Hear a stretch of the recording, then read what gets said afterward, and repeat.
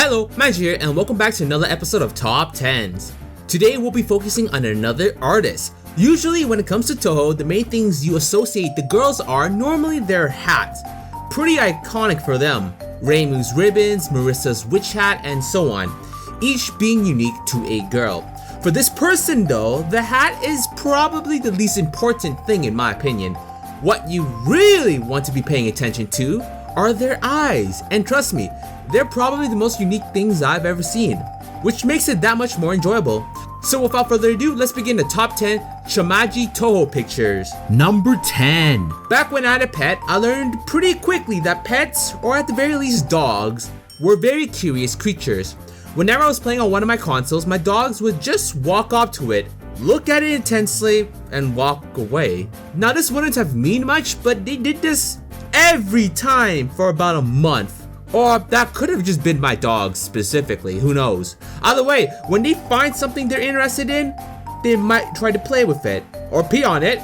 The amount of times I had to move my dogs away when they were about to pee on my console was way too much. Too many mini heart attacks for one kid. So let's showcase some pet shenanigans.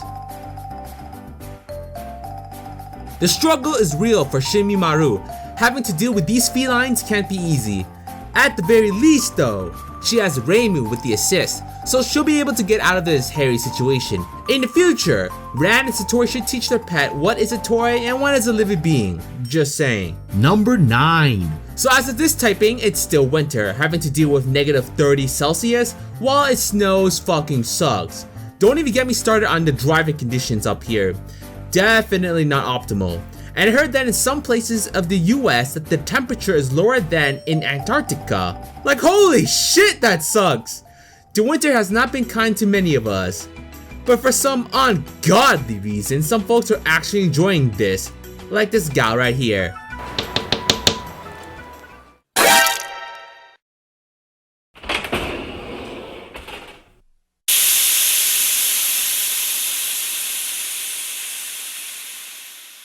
I understand fairies are the embodiment of nature, so it's reasonable to think that during the winter times, Chirino could be bigger / older. Fair enough.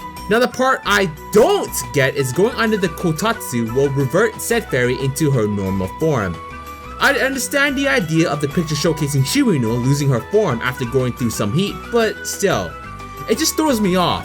Or maybe I'm thinking way too much into it, ain't I? Although the part I like the most is the last panel. If you notice Suika, it appears that she's looking right at the audience. Almost as if to say, yo, you seeing this shit? And yeah, I definitely am. Number 8. Now this next picture will involve animals, somewhat similar to number 10 as these animals can be considered pets as well. The main important thing is that no matter who you are, you're gonna love these creatures. Parsi, the jealous machine gunning bridge princess. Maybe not the machine gunning part, but the others still stand. While she can be jealous over the most irrational of things, not even she could hate these adorable little bastards. Though it appears she's more shy than loving at this point, which is fine. You can't be completely comfortable with animals the first time meeting them. So long as she's not hating on these furry guys, we're all good. Number 7. So Raisin, a former lunar rabbit, now earth rabbit, had military training.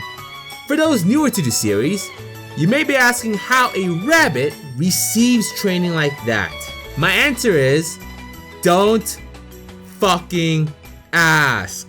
Anyway, the training helped, I think. To be honest, I ain't got a clue, but hey, she did serve her country, somewhat anyway. So let me showcase what Raisin had learned up there.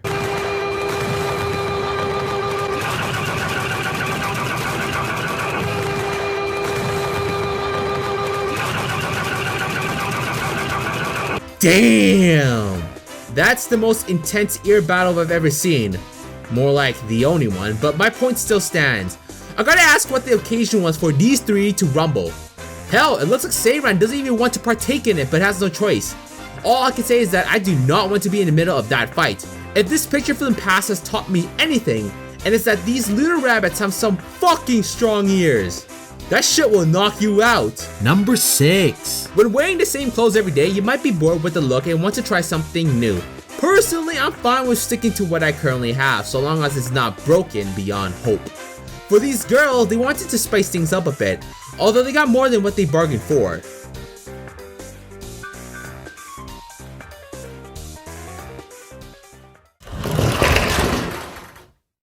To be fair, I don't think Ichirin ever asked Uzan to try out her outfit, but I gotta say this.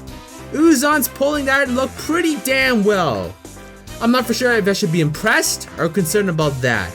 Regardless of my feelings, it appears Ichirin did not take it very well. Either she found it embarrassed to be so similar to Uzan, or he's pulling off the outfit better than her. Don't feel too bad, Ichirin, after seeing this picture. It appears Uzan can pull anything off. For being a cloud, anyway. Number 5. So in Touhou, we know that Reimu has encountered a lot of motherfuckers. Too much to count, honestly. I respect anyone who tries to list them all out. Anyway, throughout the year, she's battled many of them, some becoming friends real quickly and others we never see again. RIP PC98 crew. What I didn't realize was the amount of people who's chilled at the shrine, and I'm not referring to parties. So I didn't know what this picture was referencing until I read the comments. It mentioned all the people who had inhabited the shrine at one point. We got the usual Suika, Shimimaru, Shion, Clown Piece, and Aun. I'm not too sure if many of them still reside in the shrine in canon, but Fanon tends to group them there. We then have the past crews like Nima, Kana, Ellen, Rokoto, Socrates, and good old Genji. To be honest, I didn't even know half of the PC98 crew in the picture, but I do now. Like I said, Reimu has met quite the ensemble of people. Number 4. Have you ever played a game with someone before? It can be anything, from video games to card games, etc. And when playing in a group, you have that one guy in your group who's going try hard like they're in a tournament when you have like 4 different people who don't know what the fuck is going on. Yeah, that can be pretty brutal. I've dealt with that a few times. Hell, sometimes I'm the one going try hard, no matter what. I'm sure you can safely say you never took it this far before.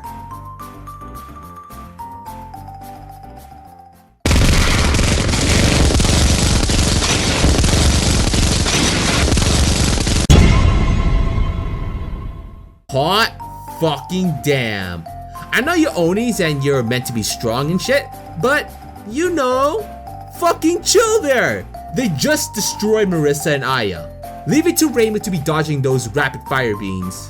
It goes to show you why Reimu is the main character in the series. She'll dodge everything, mostly anyway. Number 3. Now this next picture is very unique as there's a lot of context that needs to be given before you can fully appreciate it, but I still want to show it first. Okay, so it's just Rumia escorting the kids home. It's not usual to see Rumia chilling with the human children, but whatever.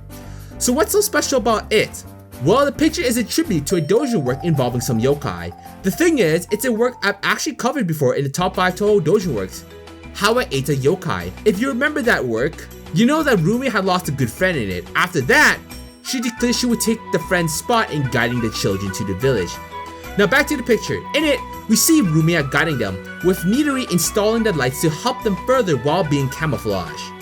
If you remember reading it, you know that those kids are in good hands. Hell, probably safer than being with Kane in all honesty. The teacher ain't as vicious as Rumia when push comes to shove, so seeing that work referenced once more in a more positive outlook puts a smile on my face. Number 2. You guys remember when you were alone, minding your own business when some asshole barges in to interrupt you? Yeah, that happened quite a lot, and it was worse because it happened back when I played Dota 1, so I couldn't pause shit when people were being annoying. Bad times, man, bad times. Well, it looks like those people are gonna get what's coming to them, sorta.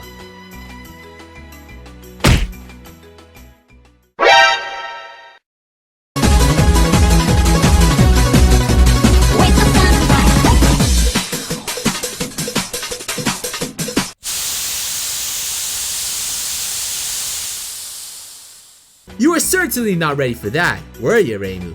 As much as I hate Tokiko, and trust me, you guys know it, if she's just chilling, reading her own shit, leave her be.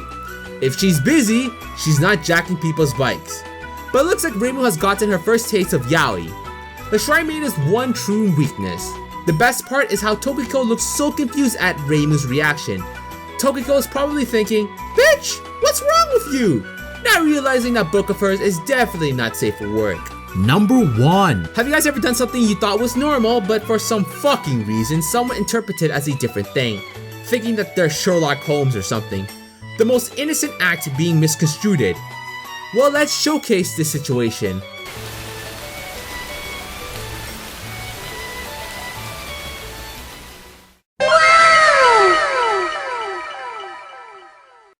Well, if I ever have to remake the Reimu character profile, I'll have to add in a new girl for the pairing section, don't I? But in all honesty, this one was not bad, as it only occurred in Aku's mind, and she didn't do anything crazy with it. I mean, she could have written a novel about it. Hell, she technically still could. Who knows what Aku will do in the future? That could be its own little plotline. Although if that was the case, I don't know how Reimu will take that. I can imagine not very well. But yeah, that's gonna be it for this episode. Which pictures were your favorite? Did you find it adorable how Parsi was acting towards those animals? Do you think Uzon was making that dress work? Or do you think a new pairing was born in Aku's mind? If you guys enjoyed this episode, please give it a like and subscribe, or else I might get beaten up by those ears. And I gotta admit, I can't say that happens every day. Either way, this is Magi, and thanks again for watching.